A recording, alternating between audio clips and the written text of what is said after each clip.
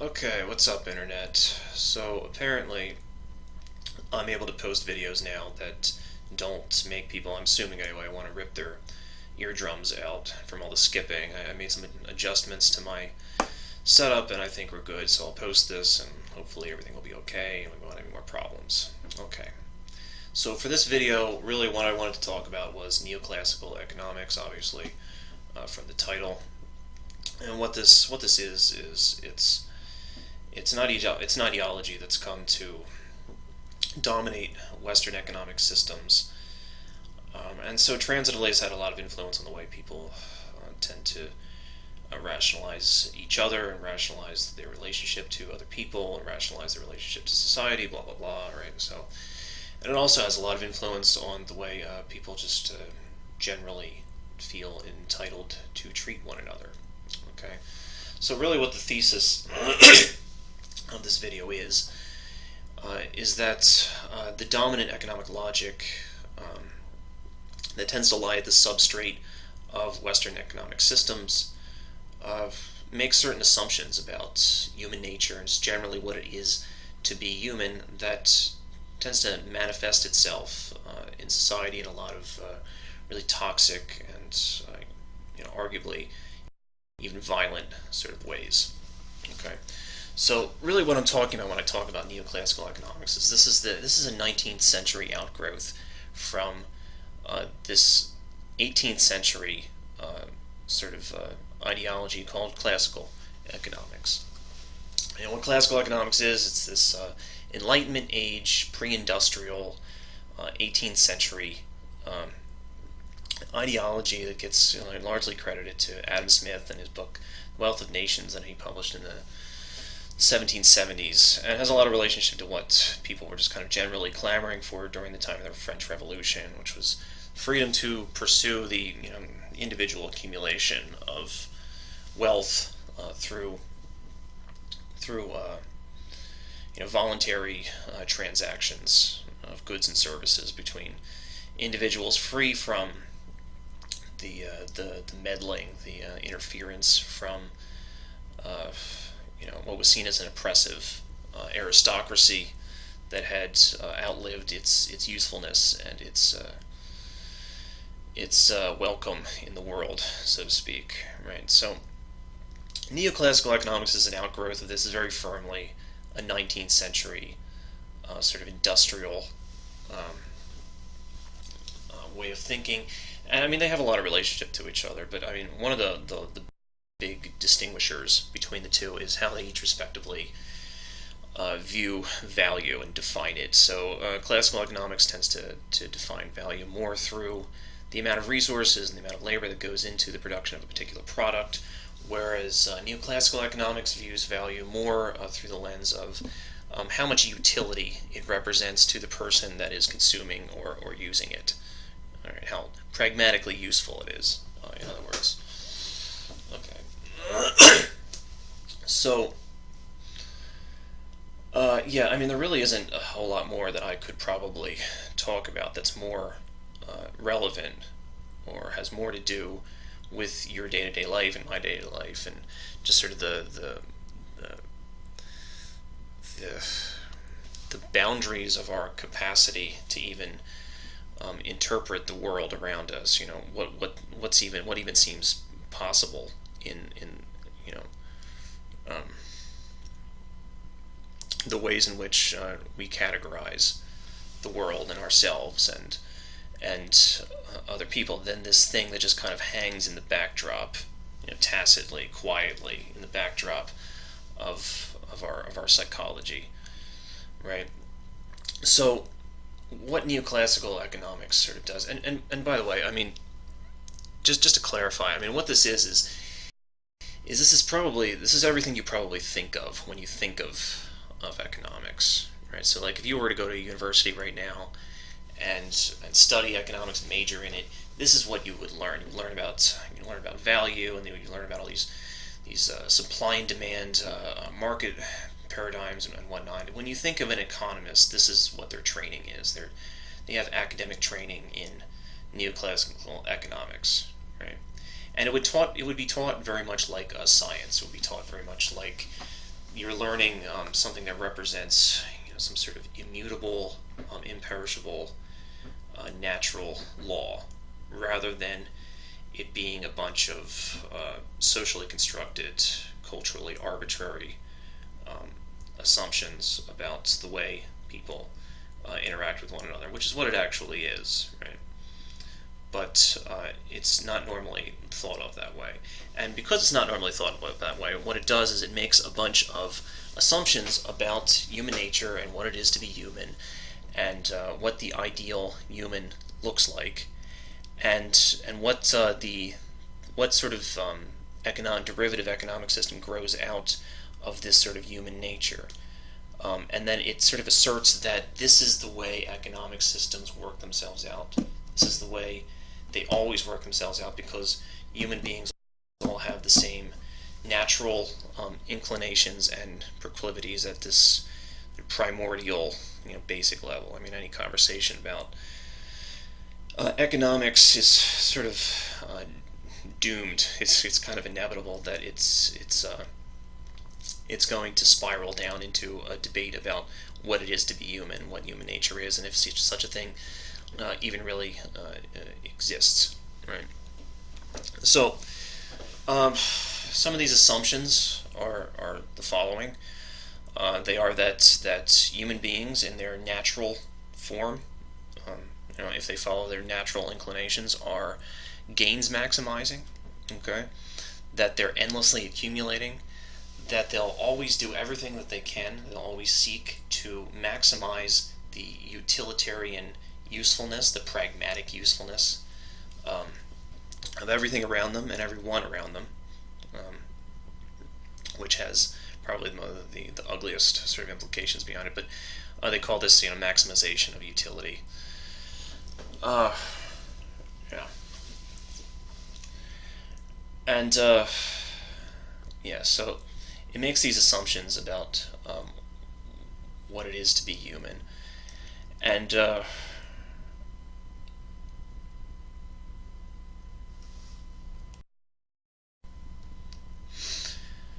then from these assumptions, it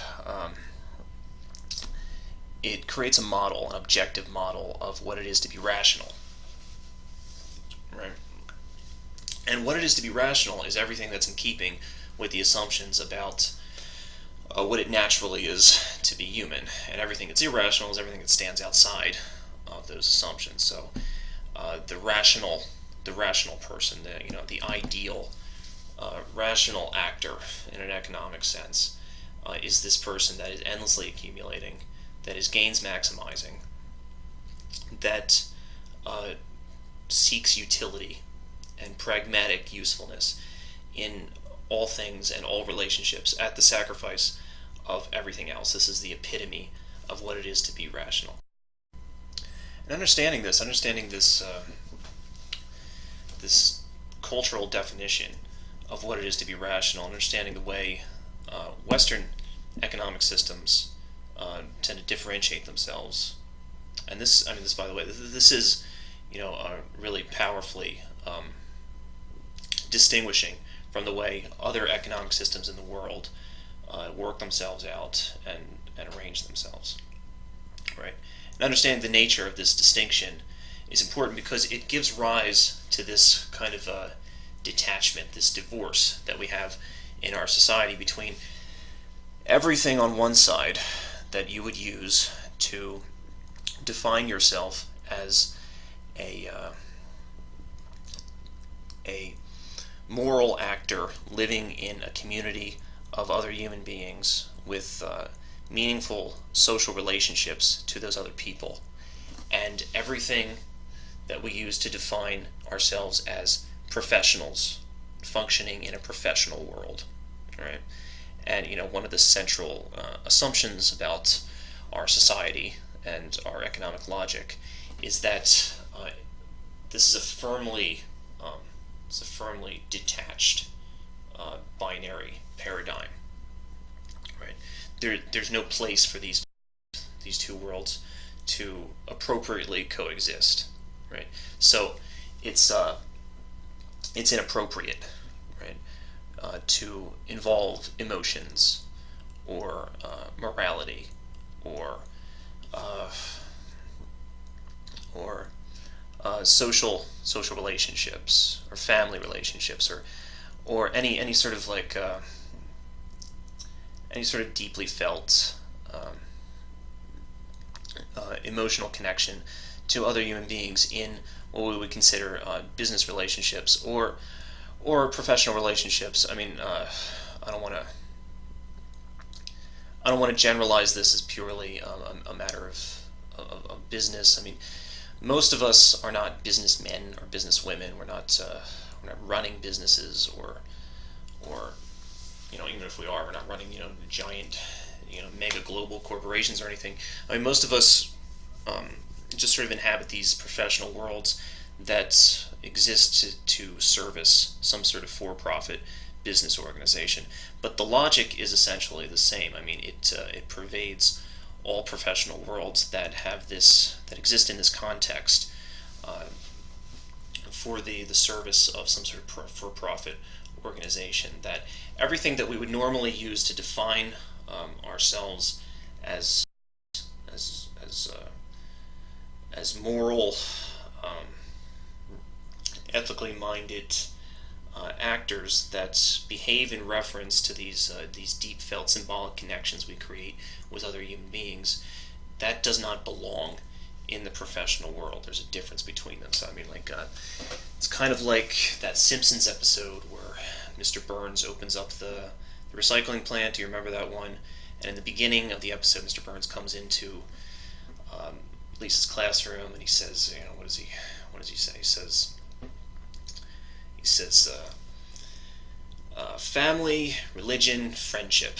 These are the three demons you must slay if you want to succeed in business, right? And it's funny because it's just such a Mr. Burns thing to say, and Mr. Burns is funny because he's a parody on this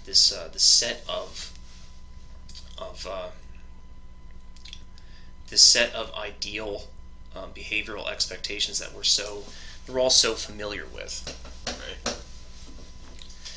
This idea that your success in the world or in whatever professional world you might be inhabiting is ultimately contingent upon the degree to which you can kind of cast off this irrational part of yourself, this part of yourself that doesn't have any appropriate place in a professional world. And of course, I mean, this is not an ideal that most of us can completely and fully live up to. I mean, thankfully, it's not.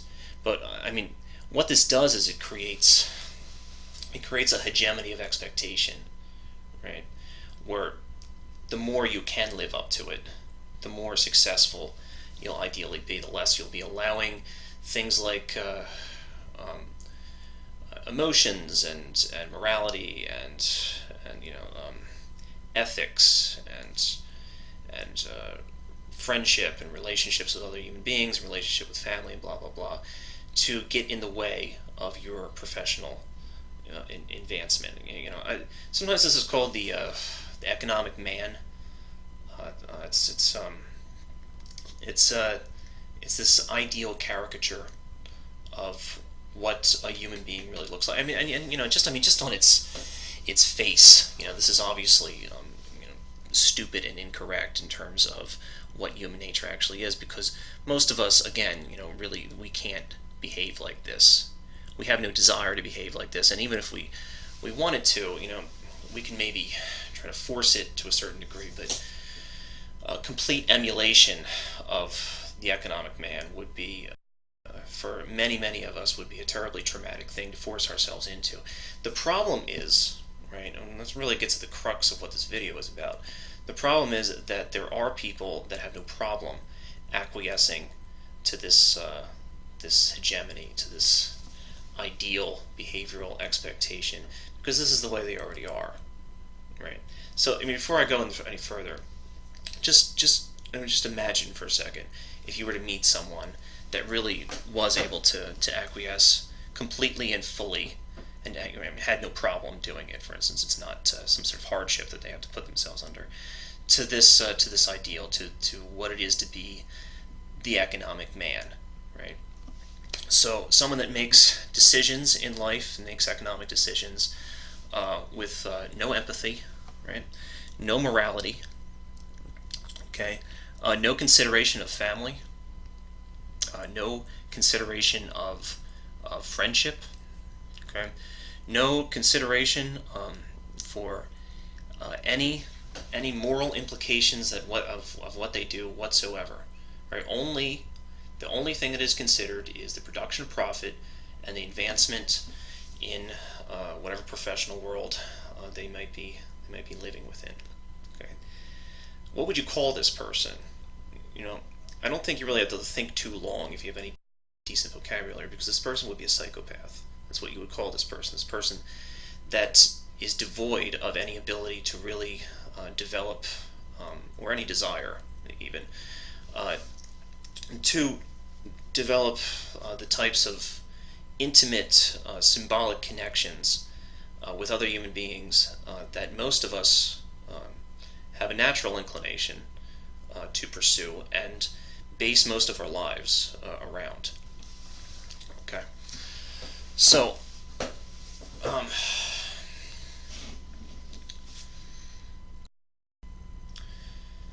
I mean, I don't know if any of you have ever heard of any of these psychological studies where supposedly I don't know how scientifically grounded any of them are, but supposedly the most likely places for you to find a psychopath or sociopath, they're just basically just synonyms of each other, is in corporate leadership, places like big business, politics, and I mean really given the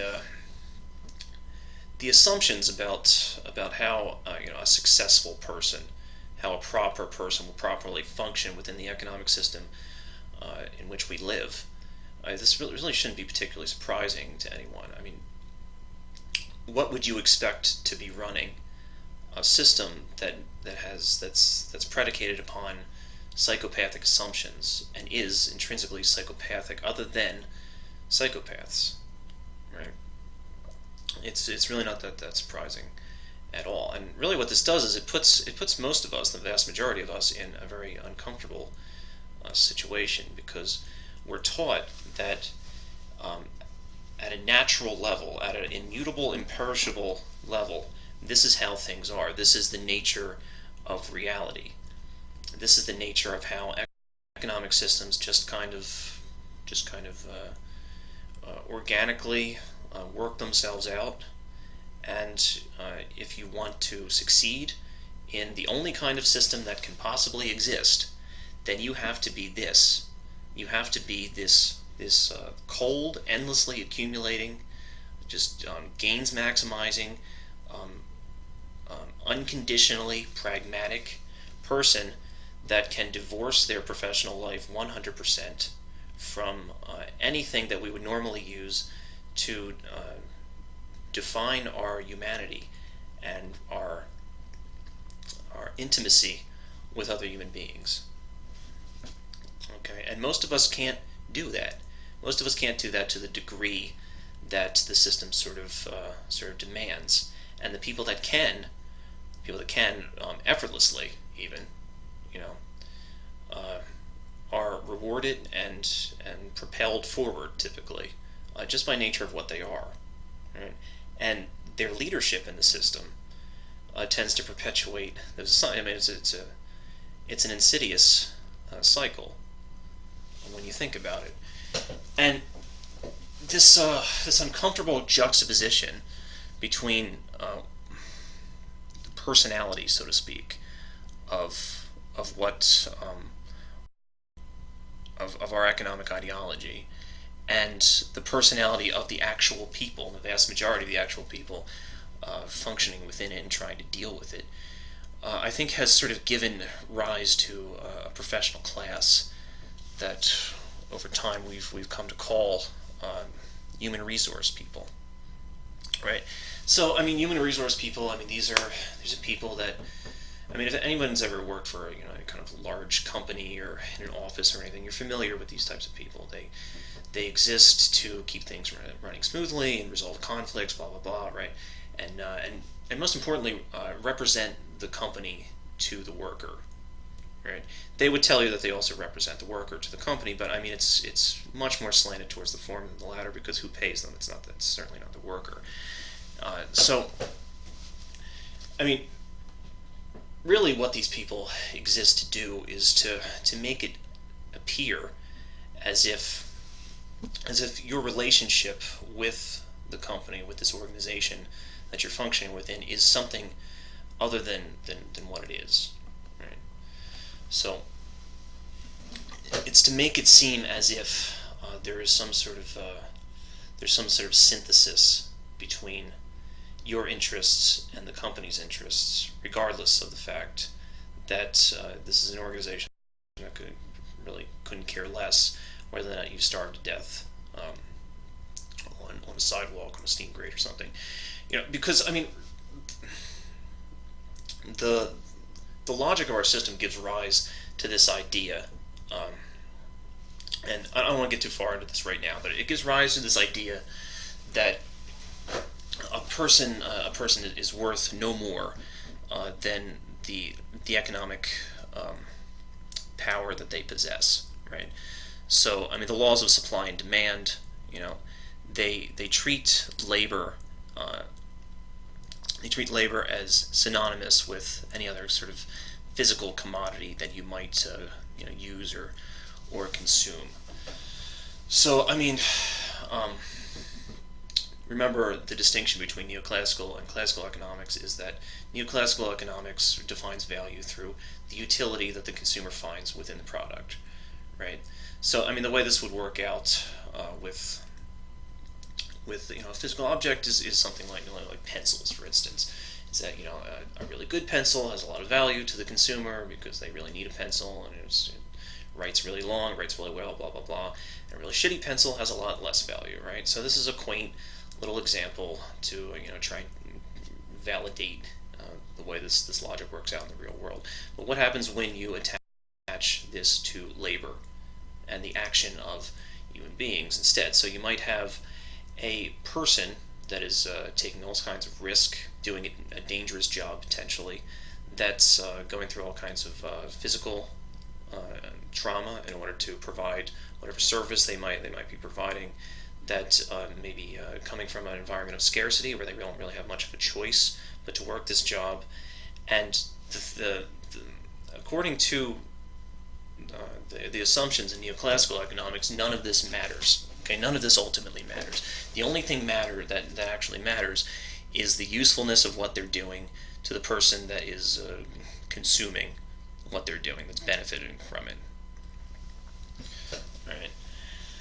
And I mean, again, what this implies is that a human being is worth no more respect and no more economic consideration than what they have power to demand, right? Than what they can make someone give them. All right. And I mean, my issue with this, when I talk with libertarians or some people that are staunchly capitalist, and I think most people know at least one person like this, or you may be one of these people. Right? Is that exactly where do you draw this line? Where do you draw the line with that? How far do you take that? I mean, how do you justify, for instance, not making something like armed robbery, for instance, acceptable? Like why not make that legal and just remove all government involvement in that transaction between two people? And I mean, libertarians do draw a distinction. Probably you're able to figure it out just before I even mention it. But I'll get to that in a second. Yeah, but I mean, how do you justify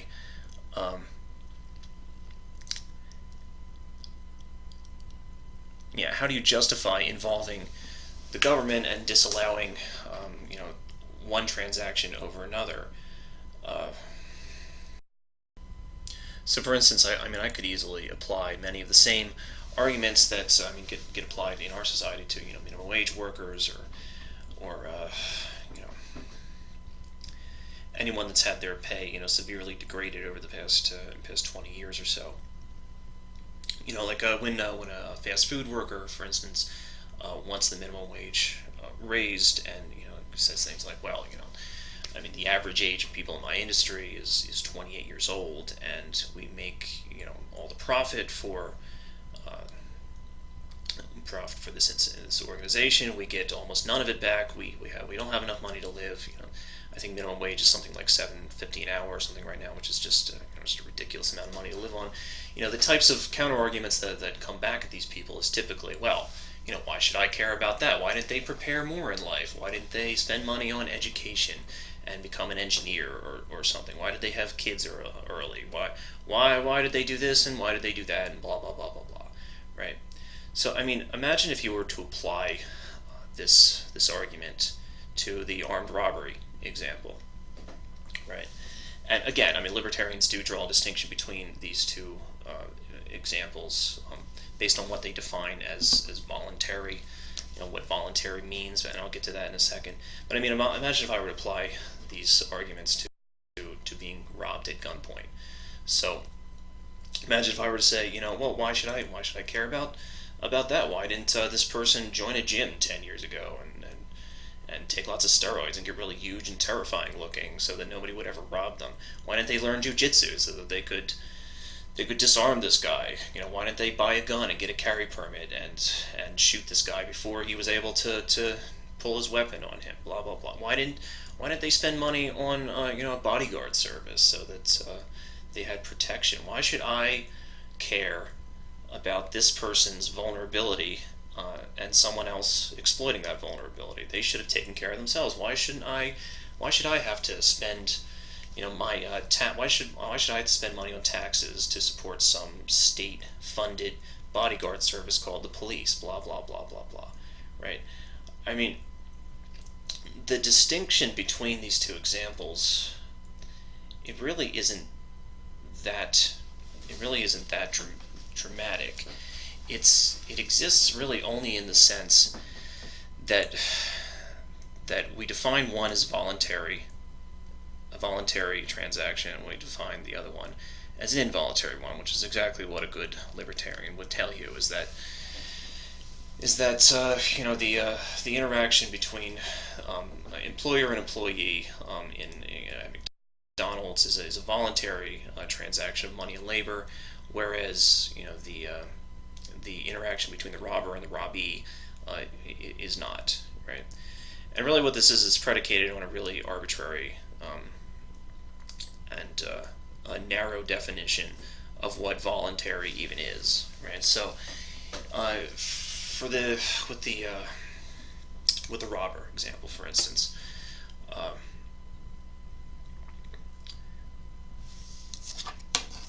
there's a set of conditions being set up for the person being robbed. Right? A guy pulls a gun, he puts it to the guy's head. He says, "I'm going to give you a choice. You can either give me your money, or I can shoot you." Right? And the person having the gun put to his head makes a choice. Makes a choice to give the robber his or her money. Right? And the reason we don't consider this a choice is because the extremity, just the extremeness of the situation, of the circumstances that has been set up for this person, in our minds, alleviates them from any sort of ethical responsibility for the decision that they made, right? And rightfully so, of course. I mean, what kind of decision that is? There's no kind of decision at all. So we just simply say, well, they had no choice, right? So I mean, at what point does the extremeness of circumstances that have been externally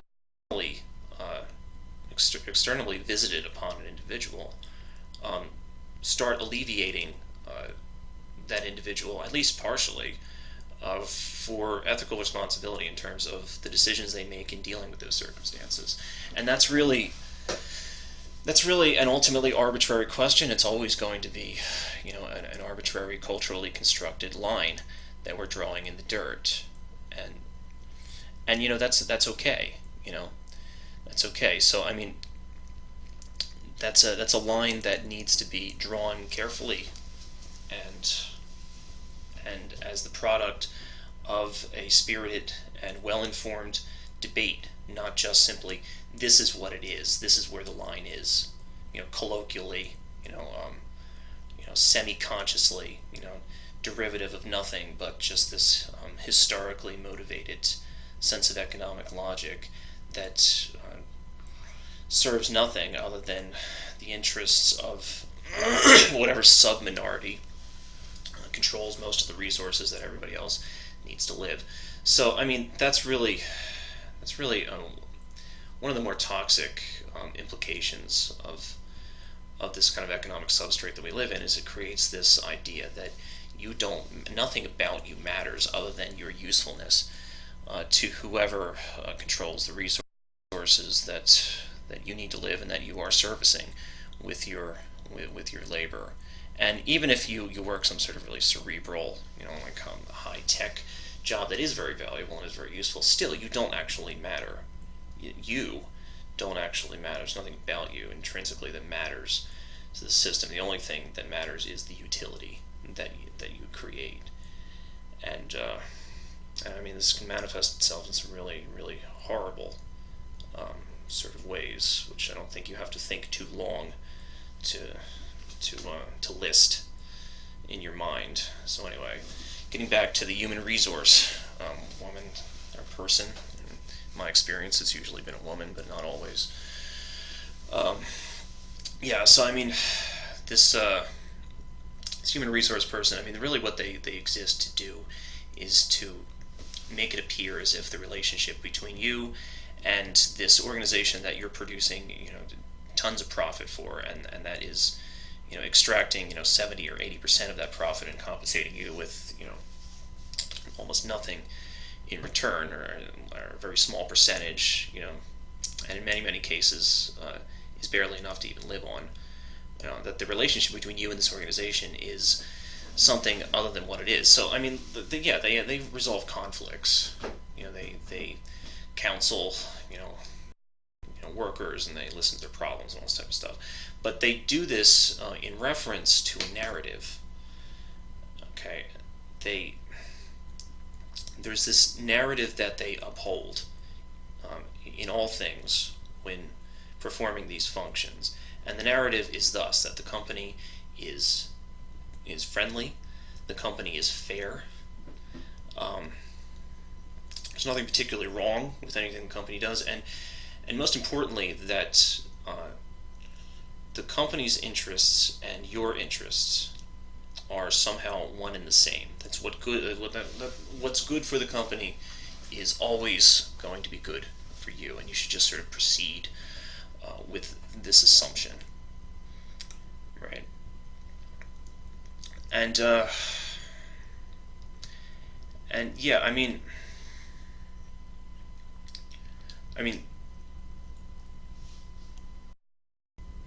and this is very much part and parcel into this dichotomy that we have, this detachment that we have between the personal world and the professional world, and how the ideals of the professional world are something that most of us are not fully able to ever completely align ourselves with, and would probably even find morally repulsive by the standards of success and proper development in the personal world, because the more organizational leadership within these giant organizations that we function within becomes more like that ideal, or has some sort of perfect synchronicity with that sociopathic caricature of what a human being should be to be successful in whatever professional worlds we're inhabiting. The more that happens, the more the rest of us sort of need to be kept oblivious to the full totality of it. I think all of us, to a certain extent, are aware of the fact that most businessmen are sort of callous assholes. Especially at the upper levels of of the professional world. But, I mean, not even considering the people necessarily in this, I don't think the majority of us are completely, aware of just how little anyone really gives a shit about you in terms of whether or not you, even starve to death on the street. I mean, outside of your personal lives, outside of your personal world, obviously there's people that give a shit about you. I mean, I would hope anyway.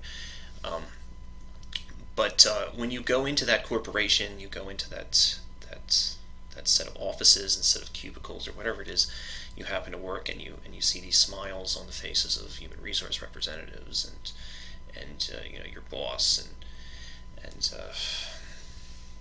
all these people that keep the various appendages of your economic world running. I don't think the gravity of just how much emotional detachment there is between them and you ever totally hits us. I don't think we really process it in a way that's significantly in tandem with reality, and I think the rise of this professional class is part and parcel of that fact, because it maintains a certain false consciousness with the masses of workers that function within it. Business can be harsh, and the economic world can be harsh, but there's good people, and my company cares about me, and all this other bullshit that's really just pure rhetoric at the end of the day, that keeps a mass of people that are really not able to completely live up to this ideal of being an utter psychopath, and this stone that's devoid of any real meaningful connections or emotion in terms of the things that are involved in his or her decisions as an economic actor, is to keep this sort of in the dark to a certain extent, and keep people docile, keep people complacent, and ultimately keep them working. I think it's important to understand that this is not purely a domestic ideology. This has a lot of presence internationally in the it's still firmly Western, but it has a lot of presence in the sort of capitalistic tendrils that have come to wrap themselves around various regions in the world, poor regions, all these different areas that we've come to identify as what we call third world countries. And the real world manifestations of how this logic sort of works out is 1,000 times more ugly, at least, than what we see here in the U.S., which is a pretty bold statement, because the United States has a pretty high level of poverty and homelessness and suicide and drug abuse and all kinds of other nasty things that are associated with inequality, in terms of its comparison to other developed first world nations. But the manifestations of this logic in third world countries, when Western countries, Western corporations are interacting with these populations, can be just thoroughly horrifying. And this is mainly because we're dealing with areas that have little to no regulation of any kind. So neoclassical economics, the way it works out in Western countries, it's more of what's sometimes called a neoclassical synthesis, where you have neoclassical economics at the microeconomic level, and then you have it's called Keynesian economics at the macro level, which is a lot of government regulation and attempts to deliberately direct markets and nudge them one way or another for the good of society, blah blah blah, which I would argue is going away, rapidly disappearing, and will probably over time become less and less of a synthesis and more of just sort of a homogenous neoclassical laissez-faire sort of system. which I mean we can already see happening, and it has a lot of relationship to the rise of neoliberalism, which I mean it is a it's a neo-colonization thing. I mean, I don't want to go too far into that. I definitely will, if and when I make a video about neo-colonization. But I mean, essentially, what neoliberalism is, it's this ideology that's been rising ever since the 80s, that sees government as the enemy and stifling to human progress, um, and this idea that the only way we can ever really live in a fully efficient and technologically developing world where people are have every opportunity to succeed, blah blah blah, and where people are given an opportunity for prosperity, is to just sort of have government diminished to a nearly non-existent level and allow society's governance to essentially be supplanted by private organizations that own everything and are pursuing their own self-interest and will eventually come to some sort of synthesis with one another and create some kind of fucking utopia, apparently. Yeah, but I mean that's essentially what neoliberalism is, and it's come to blanket, I mean, most of the world, with Western countries as the consumptive center, the nerve center of the way it the way the way it comes to dictate outcomes in other parts of the world. And so you have these Western controlled neoliberal extra-national organizations like the IMF and the World Bank and the WTO that are constantly facilitating the same thing that direct colonization once did. Only they're doing it through a set of economic manipulations and laissez-faire capitalism. And what they're doing is they're facilitating the flow of cheap resources and labor from third world countries to first world countries by suppressing third world economies and creating an exploitable pool of desperation and suffering and starvation and all the rest of it that motivates people to work for 10 cents an hour to keep from dying. But that's okay because utility and usefulness are the ultimate measures of value. And when a whole population of people are starving to death, their work becomes really common, so to speak. So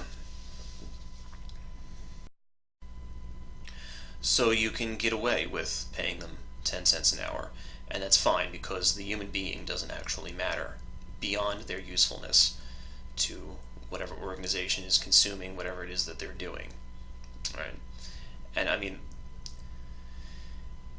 you may be able to dismiss, if you're more of a callous-minded person, you may be able to dismiss the way this works out for a McDonald's worker, because you just think anyone that lives in the United States should just be, happier than a pig in shit about it because they're not living in Bangladesh or the Congo, right? But I mean, it becomes a severely more difficult thing, a dramatically more difficult thing to do when you start to think about diamond mines and sweatshops and sulfur mines and things like this in third world countries where there's no regulation, people are being paid barely enough to eat, and people still do it by the droves. But it takes this complete dismissal of everything that makes us human in this in the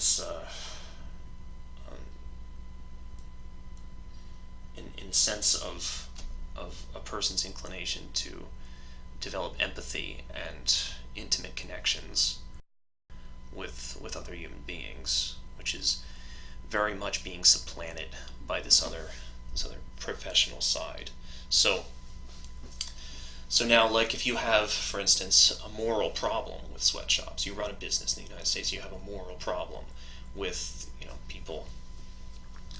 people being paid 10 cents an hour and being treated like garbage, and you know the company that you subcontract to produce your product, destroying the environment in whatever area you're having it produced in, and giving people cancer and poisoning the water and all this type of stuff. You have some sort of moral problem with that.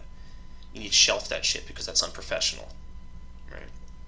Your decisions in business should not involve emotion, morality, ethics, considerations of how your decisions might affect other people in a way that has nothing to do with your production of profit or your advancement in your professional world. You should shelf that shit and compartmentalize it in your personal world, right? And I mean, maybe you don't want to do that, which is understandable. But I mean, the system is thus that if you do not want to do that, if you don't want to compartmentalize these emotions, and maybe you don't have these emotions at all, but I mean, if you do and you don't want to factor them out of your economic decisions, the system is thus that it will punish you, right?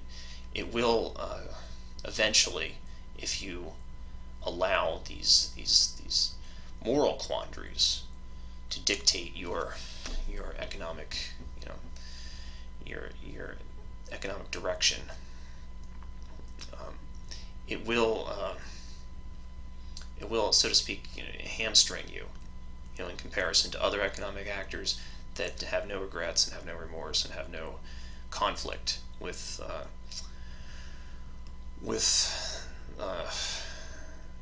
their direction as business people and the world that they are conducting business within, and the consequences of the way that they conduct that business.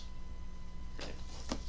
And one last really important thing that I want to talk about. I don't want to let this video run too long. This is something that Noam Chomsky sometimes talks about. Is that because we have this distinction, right, between what the personal and the professional, because we have this, the people that function within the economic structures that we've created for ourselves are not always as monstrous as the system itself. So I mean, CEO of a company like Nike, or an executive that works for De Beers, for instance, they might have all the markers of a decent person, a decent moral person. It's not. I mean, they're not that, and that legitimately are not a psychopath. They're not sociopaths at all. They're not monsters, but they function within a monstrous system, and that's really the point. That's really an important distinction to make. So what you end up with is you can get these people that love their kids and their wife, and they have healthy relationships with other people. They have healthy friendships. Maybe they give a great deal of money to charity. Maybe they even do volunteer work. But simultaneously, they're participating in a system and acquiescing to a set of behavioral expectations in a certain compartment of their life that contributes to just absolutely horrifying results out in the real world. And that is intrinsically psychopathic and in opposition to everything that they would normally use to define their moral character in the world as moral actors living in a community with other human beings, right? And that's why the title of the video is called The Psychopath. Neoclassical economics and the psychopath, because the psychopath is the derivative economic system that comes from neoclassical economics. It's not necessarily the people in it. It's a system that encourages those people who are psychopaths to become successful, to become leaders, to become the exemplar of everything that an ideal human being and an ideal economic actor is. Right? and I mean this distinction between the nice guy and the just the cold as ice, asshole economic man that stands at the apex of ideal behavior in our professional world, whatever professional world we might be inhabiting. I think a perfect example of that is Steve Jobs, for instance. So I mean, this is a guy that we hold up as a paragon of technological development. Oh, he changed the world. He changed how we interact with each other and created something really special. And I mean, really, if anybody deserved their cancer, if anybody ever deserved to die of cancer, I mean, it was him. I mean, the amount the amount of participation that he actively put out into the world and out into this disgusting system of neocolonial nonsense is profound. The amount of contributing that he did to what we call the race to the bottom is in the interests of making iPhones and toys for affluent Westerners and massive amounts of profit for himself is just absolutely profound. And this thing that we call the race to the bottom is it's where Western corporations, they give their production contract to whatever foreign factory can produce the product the cheapest and with the highest quality, right? And I mean the way that that companies do this, the way that the companies attempt to compete with other companies is by cutting down on the cost of labor, as much as they possibly can. So no safety, slave wages where people are barely able to feed themselves, horrible working conditions, anything that they can to keep labor costs down as low as possible while still maintaining a certain quality of work and a certain quality of materials. And the quality does stay up because when you're that poor, when there's that few job opportunities, even if you are making 10 cents an hour and you might die in a fire any day of the week, you're still going to acquiesce to whatever standards of quality are being demanded upon you for your work. Right? So essentially what it does is it creates a competition for who can abuse their workers the most. And the winner of the competition gets to produce products for Nike or Microsoft or any one of the clothes companies that are draped on your body and mine right at the moment, or Apple,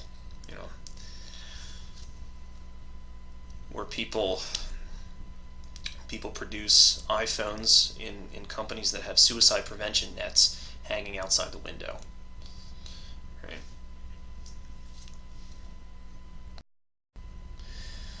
But I mean, none of that actually matters when we popularly speak about someone like Steve Jobs, because again, there's this divorce between what you do professionally, what you do economically, and the way you conduct yourself personally. They're seen as almost non sequitur to each other. This is just the way economics is. It's this brutally harsh Darwinian world, and then this is the personal world.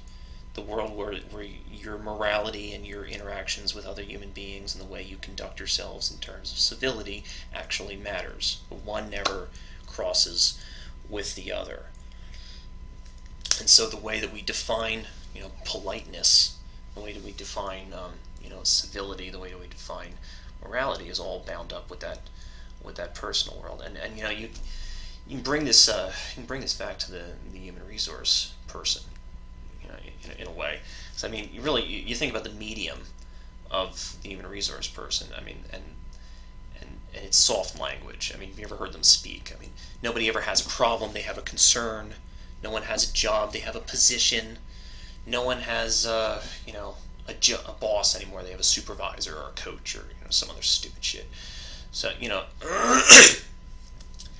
they speak to you with this kind of this kind of um, constant and obviously, I mean, disingenuous politeness, and through that, because they're being polite with you and because they're using all this soft language, it becomes the expectation that you define your relationship between you and them, and transitively between you and the company, as ultimately, civil and moral and just and ethical, no matter what the implications of that relationship is in an economic sense. So I mean, they might be extracting 85% of all the wealth you create for that organization from you, and giving back, barely enough for you to feed yourself, in an environment that's pervaded by so much scarcity that you really can't afford to leave this organization and go anywhere else, and they know that, and they exploit that fact, right? But none of that matters in terms of the way you're expected to define the relationship between you and them, because you have someone being polite to you, and so therefore it's civil, because you have this divorce between economic acting and moral, personal, community acting. And that's the divorce that we see with Steve Jobs.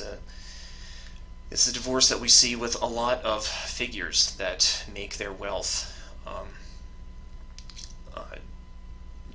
just endlessly exploiting the suffering and starvation and horrifying desperation of people all over the world, who have had their circumstances visited upon them by the same economic structure and the same economic ideology that these companies that are benefiting off their desperation are fundamentally predicated upon. Okay, if that makes sense.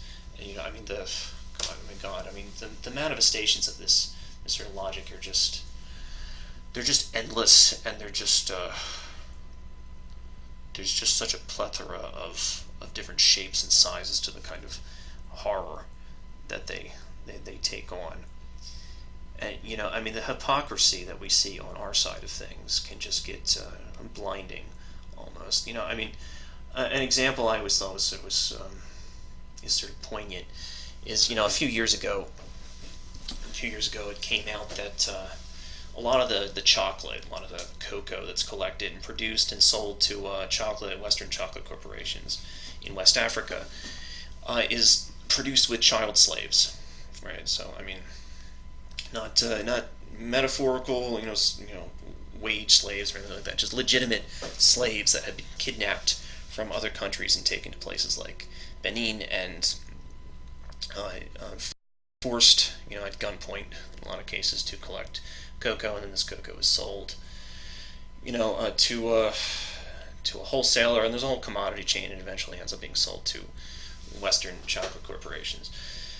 In any case, Hershey eventually had to concede that they do get a lot of their raw cocoa from West Africa, but there was never actually a definitive link established between Hershey and these slave plantations. But I mean, it obviously almost definitely does exist. Probably almost definitely does exist with every Western chocolate corporation. But I mean, the point is that if Hershey were to come out and just openly admit, hey, yeah, we use child slaves. We like child slavery.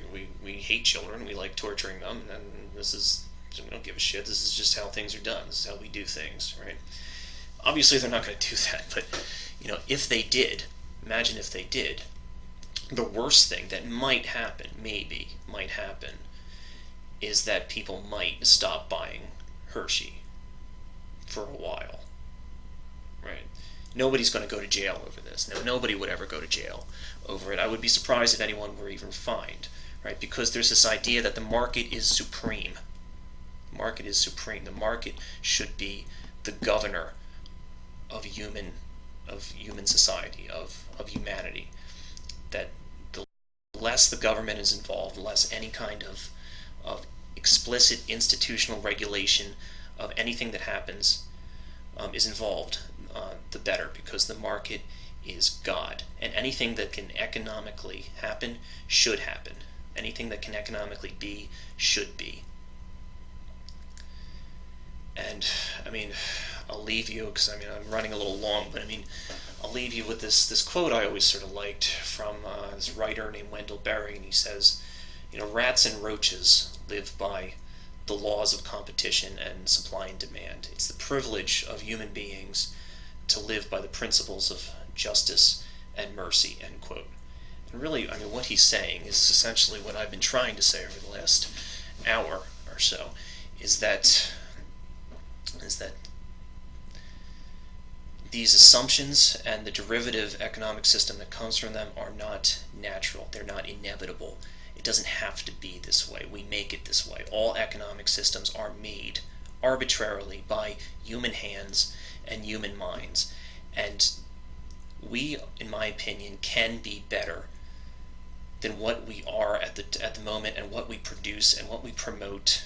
And we will promote it. We promote it and defend it even if we're at the shitty end of it, because we think it's natural, and who can argue with nature, of course, But we have a sophisticated intellect, and we have the capacity, at the very least, to understand the implications of what we do and what we involve ourselves with. And nature there's not some immutable nature hanging in the background of our own thought and action dictating what we must do. Okay? We dictate what we do. And it's all just a matter of what you structure the system to value.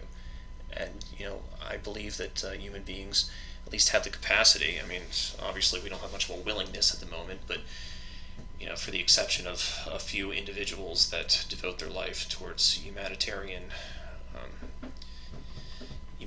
resistance against this sort of thing, with minimal impact in comparison to everything that stands in opposition to that ideal and that lifelong devotion.